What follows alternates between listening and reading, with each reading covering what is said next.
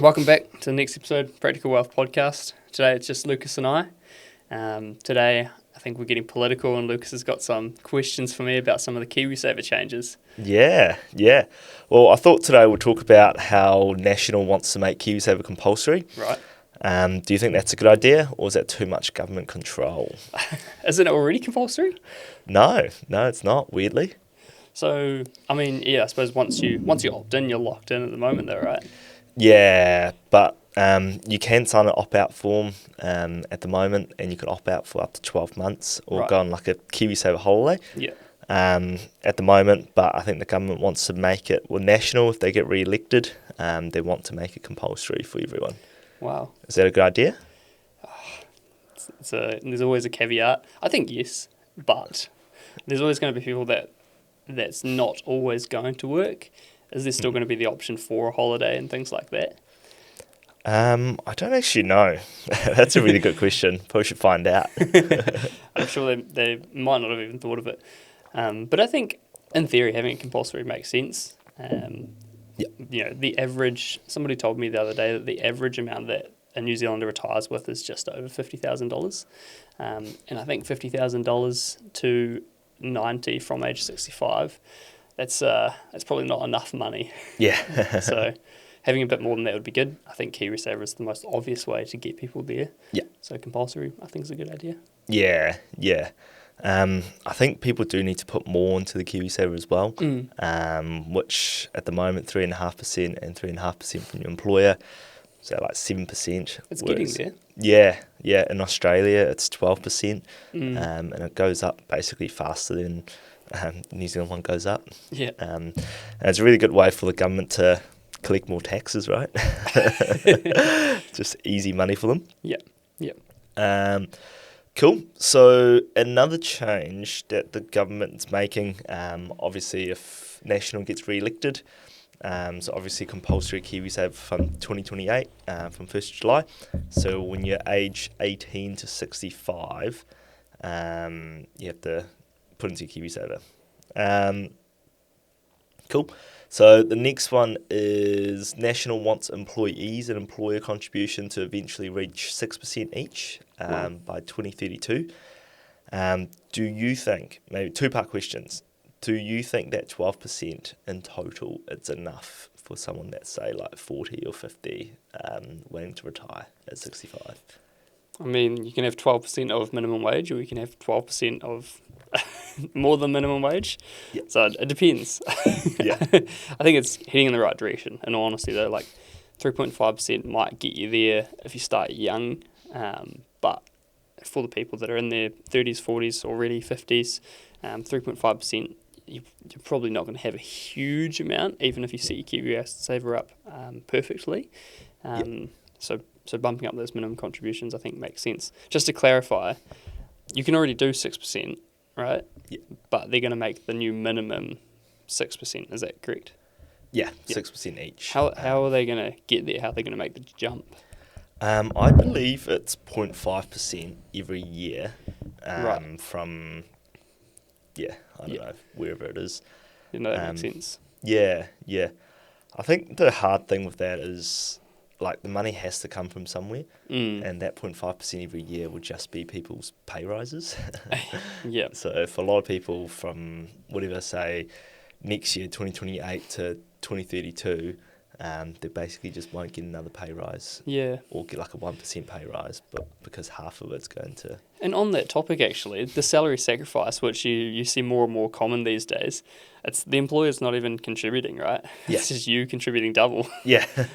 In that case, that's a heck of a lot coming out of your salary. Yeah. I think if it moves to like 6% employer and 6% employee, it will come out of the person's pay anyways. Well, not physically, but like that would just become your pay rise or your next pay package.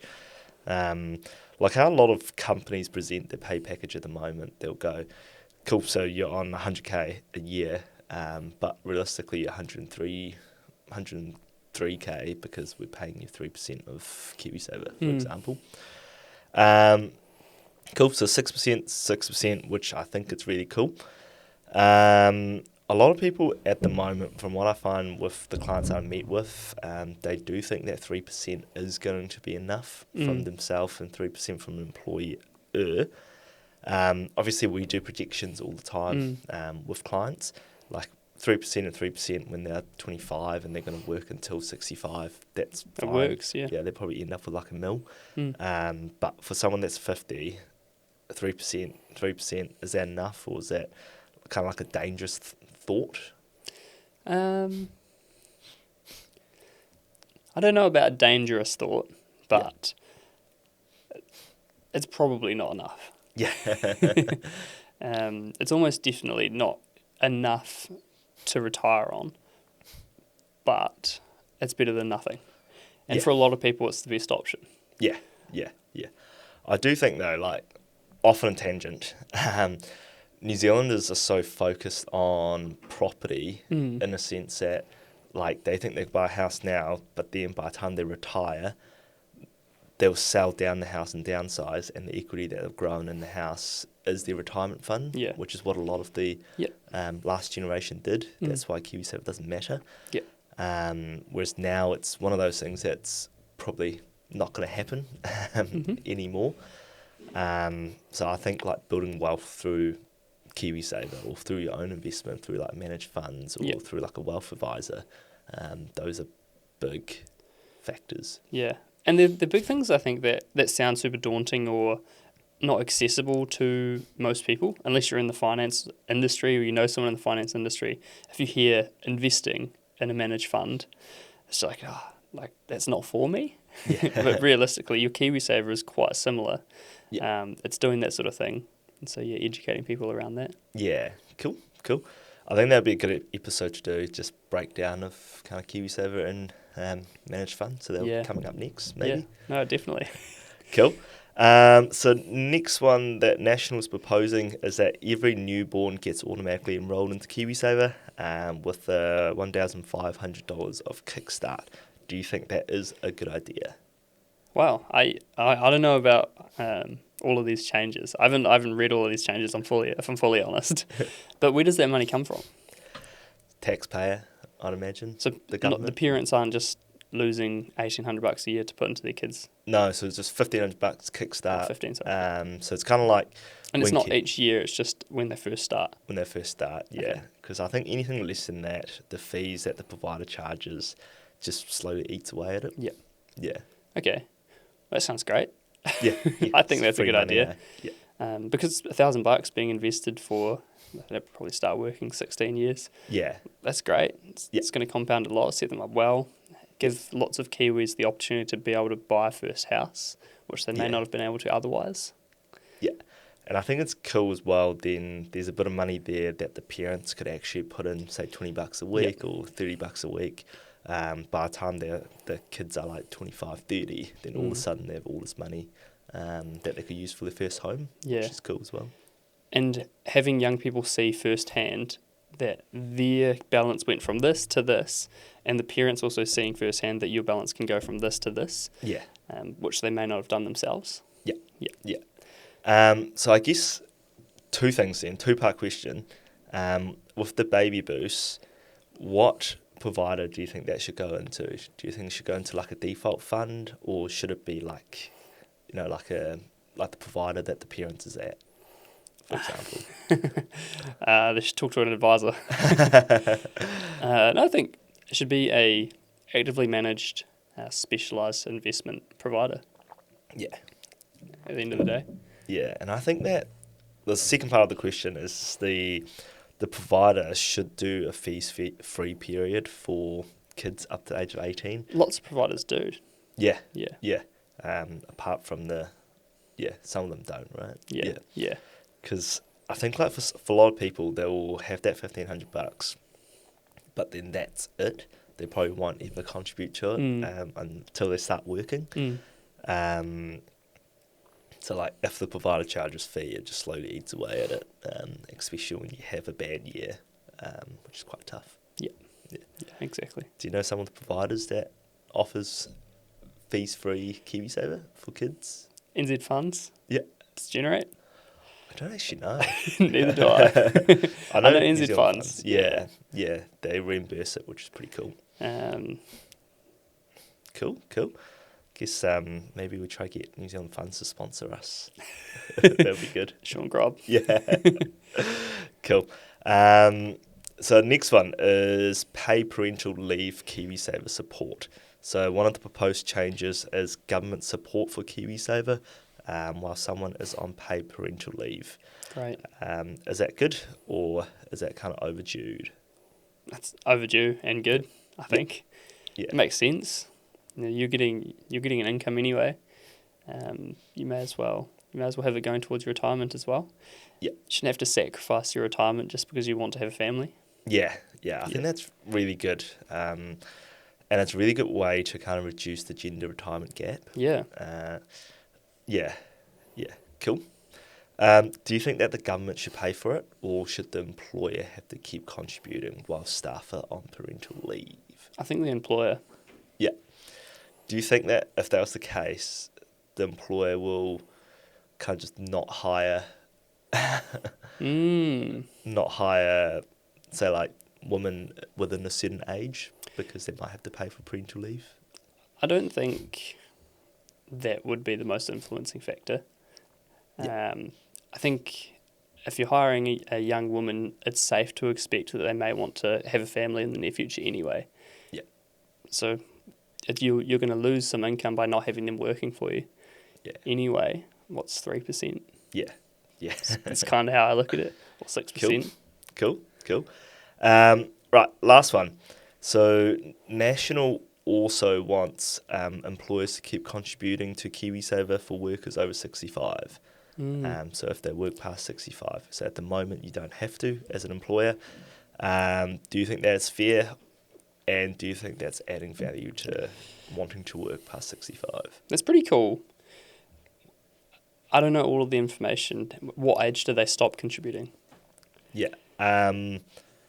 Well, I guess they'll still be working, so they could just keep contributing. Right, so until they quit work. Yeah. Yeah, okay.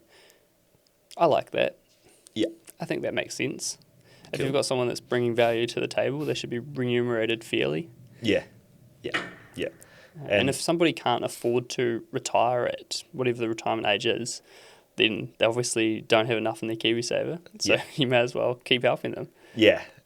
Like I see a lot of my clients, especially like the older ones that started KiwiSaver a bit later. They always say that they don't see themselves ever retiring 65 because obviously they don't have the savings to be able to do that.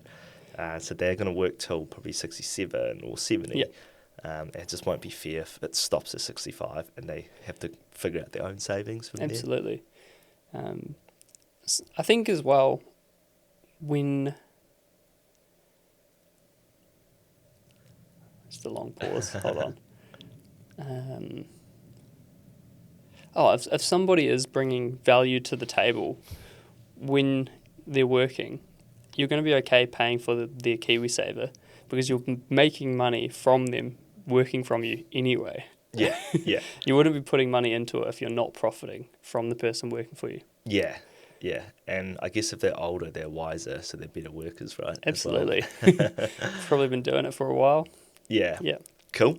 I've got a kind of like a question, but do you think, say, as a person that's in their 30s, do you think that they should still rely on the New Zealand super to be around by the time they retire? No. Cool. No. Yeah. I believe in looking after yourself. You work hard. You can easily, with the right information, look after yourself when you retire. Yeah. If something else wants to join the party, like a superannuation scheme, then great. But you have the capability with the resources that are available to look after yourself. Yeah. I think like you shouldn't have to rely on the government to retire. Yeah. Because you never know. Because obviously like people are living for longer.